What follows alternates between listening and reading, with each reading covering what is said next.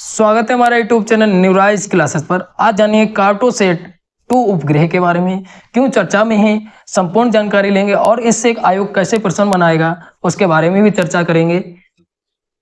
आपने अभी हाल ही में आप मेरे चैनल पे देखा होगा, इनसेट 3DS उपग्रह भेजा गया, एक्सपोसैट उपग्रह भेजा गया और इनका एक जीवन काल भी निर्धारित किया जाता है। वो उस जीवन काल के बाद वो निष्क्रिय हो जाते हैं, वहां पे कार्य करना बंद कर देते हैं।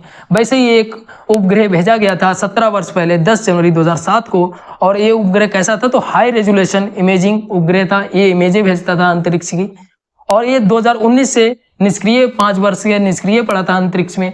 और जब निष्क्रिय हो जाता है तो वहां पे एक कचरे के रूप में पड़ा रहता है, उससे प्रदूषण बढ़ता है अंतरिक्ष में। इसलिए इसरो द्वारा इसको वापस लाया गया। कब लाया गया तो 14 फरवरी 2024 को वापस लाया गया।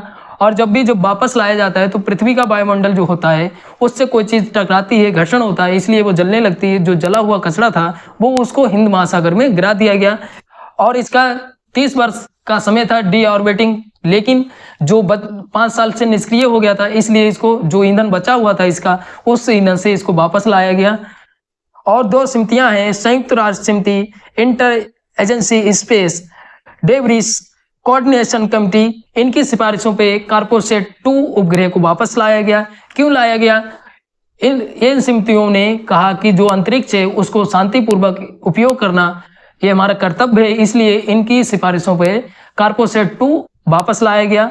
और 2023 में भी एक उपग्रह लाया गया था वापस, जिसका नाम था मेगाट्रॉपिक्स MT1 बोला जाता है इसको। और ये 10 वर्ष की सेवा के बाद इसको पृथ्वी की जो निचली कक्षा होती है क्षोभमंडल, उसमें ये निष्क्रिय पड़ा था। और इसको 7 मार्च 2023 को इसको प्रशांत महासागर में गिरा दिया गया था। तो ये भी इंपॉर्टेंट बन जाता है। MT1 जो था वो 2023 में लाया गया था वापस अंतरिक्ष से, और जो 2024 में कौन सा लाया गया तो कार्टोसैट 2 उपग्रह लाया गया। अब आपको एक तरफ सन दे देंगे, एक तरफ उपग्रह दे देगा और पूछ लेगा अंतरिक्ष से कब वापस आया, तो ये इंपॉर्टेंट बन जाता है। और फिर कहाँ गिराया गया? MT1 को कहाँ गिराया गया था तो प्रशांत महासागर में, और जो कार्टोसैट 2 को कहाँ गिराया गया तो हिंद महासागर में। ये भी याद रखिएगा, स्थल मंडल पे कभी नहीं गिराया जाता। जो कचरा बचता है, जो घर्षण से जलने लगता है, वो स्थल मंडल पे नहीं गिराया जाता है, ये भी याद रखिएगा। अब क्वेश्चन की ओर चलते हैं।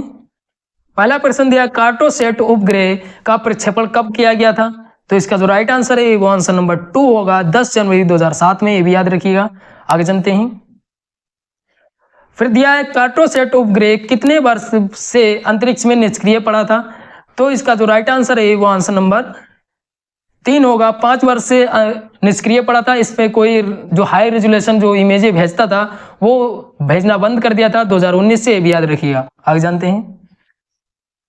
अगला प्रश्न दिया, कार्टोसैट उपग्रह को किस अंतरिक्ष एजेंसी द्वारा हिंद महासागर में गिराया गया? तो इसका जो राइट आंसर है वो आंसर नंबर 2 होगा, इसरो द्वारा। अगला प्रश्न दिया, कार्टोसैट उपग्रह को वापस लाकर हिंद महासागर में किस दिन गिराया गया? तो इसका जो राइट आंसर है वो आंसर नंबर 1 सही होगा, 14 फरवरी 2024 को। ये भी याद रखिएगा। अगला प्रश्न दिया, कार्टोसैट उपग्रह को डी ऑर्बिटिंग करने में कितने वर्ष लगते? तो इसका जो राइट आंसर है वो आंसर नंबर 3 होगा, 30 वर्ष। अगला प्रश्न दिया, मेगाट्रॉपिक्स 1 उपग्रह को पृथ्वी पर वापस कब लाया गया? तो इसका जो राइट आंसर है वो आंसर नंबर 1 सही होगा, 7 मार्च 2023 को। अगला प्रश्न दिया, मेगाट्रॉपिक्स 1 उपग्रह को पृथ्वी पर वापस लाकर किस महासागर में गिराया गया? तो इसका जो राइट आंसर है वो आंसर नंबर 3 होगा, प्रशांत महासागर। और कार्टोसैट को कहाँ गिराया गया तो हिंद महासागर में। ये भी याद रखिएगा। अगला प्रश्न दिया, निम्नलिखित में से सही कथन पहचानिए। पहला कथन दिया है, मेगाट्रॉपिक्स 1 उपग्रह को 7 मार्च 2023 को वापस लाकर प्रशांत महासागर में गिराया गया। फिर दूसरा कथन दिया है, कार्टोसैट 2 उपग्रह को 14 फरवरी 2024 को वापस लाकर हिंद महासागर में गिराया गया। फिर तीसरा कथन दिया, कार्टोसैट 2 उपग्रह 5 वर्ष से अंतरिक्ष में निष्क्रिय पड़ा था।